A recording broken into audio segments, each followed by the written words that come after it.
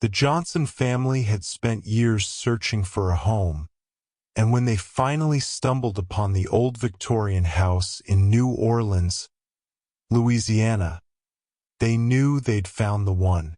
It was charming in its own way, with creaky wooden floors that groaned with every step, towering windows that let in an eerie light, and an attic full of forgotten treasures. The kind of place where secrets were hidden in every room, waiting to be uncovered.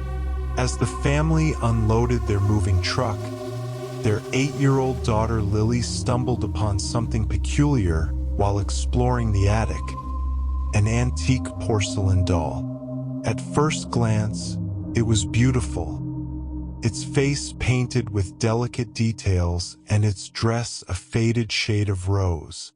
But there was something unsettling about it.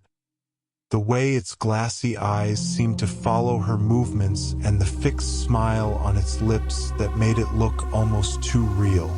Still, Lily insisted on keeping it.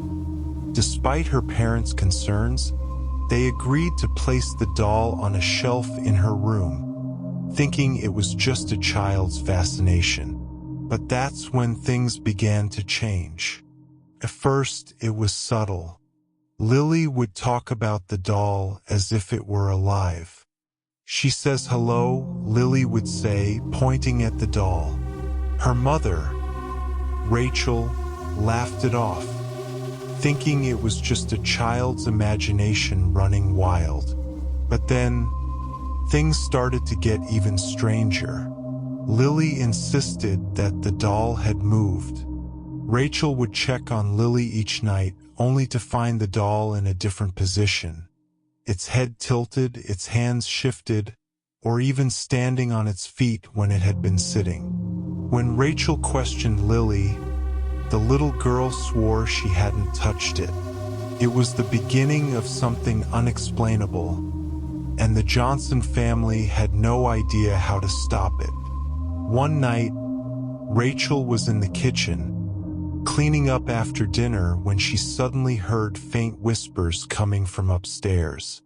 At first, she brushed it off, assuming it was just the wind rustling through the old house. But the whispers grew clearer, and a chill crawled up her spine. Her pulse quickened as she grabbed a flashlight and made her way up the creaking stairs. When she reached Lily's room, she froze in place. There, in the middle of the floor, sat her daughter, staring at the doll. "It talks to me," Lily whispered, her voice hollow, her eyes wide. "It tells me what to do." Rachel felt a cold wave of dread wash over her as she turned to look at the doll. To her horror, the doll was smiling wider than it had ever before, its glass eyes glimmering in the low light. The next morning, Rachel and her husband, Mark, decided they had no choice but to get rid of the doll. They couldn't explain what was happening, but they knew it wasn't normal. They locked the doll in the attic, hoping that would put an end to the strange occurrences. But by the next day, the doll was back in Lily's room, sitting innocently on the shelf, as though nothing had happened.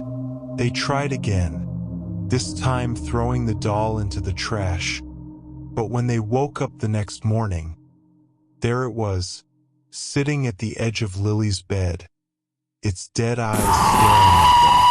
Desperate, they locked it in the basement, thinking that would be the end of it. But the very next morning, they found it again, this time perched on the shelf, its fixed smile somehow even more sinister than before. One evening, as Rachel was preparing dinner, she noticed something strange: a sudden drop in temperature. The air grew thick, and an uneasy silence filled the house. She went to check on Lily, but what she found made her blood run cold.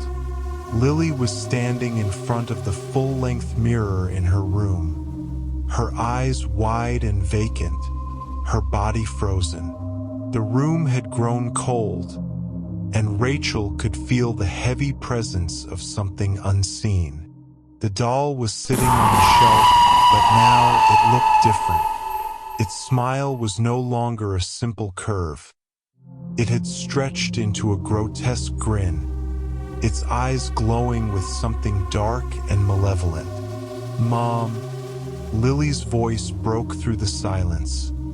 Her words a whisper, "She's here with us." Rachel turned, her heart pounding in her chest. Before she could say anything, she felt a cold hand grip her own, icy fingers wrapping around her wrist with terrifying strength. The doll had moved again. Rachel turned back, but the doll was no longer where it had been. Instead, it sat at the foot of Lily's bed, smiling as if mocking them. And then, a voice, a low, guttural whisper, came from the doll. "She will never leave." Suddenly, the room grew darker, and a shadow seemed to envelop Lily. Her once innocent face twisted into a vacant expression, as if the doll's influence was taking hold of her completely. That night, the family made the decision to leave the house. But as they packed their things, they heard soft footsteps behind them, the unmistakable sound of porcelain tapping against the floor. The doll wasn't finished with them yet. What do you think? How many jump scares did you catch in this story? Let us know in the comments below and share your thoughts on what makes a perfect horror story.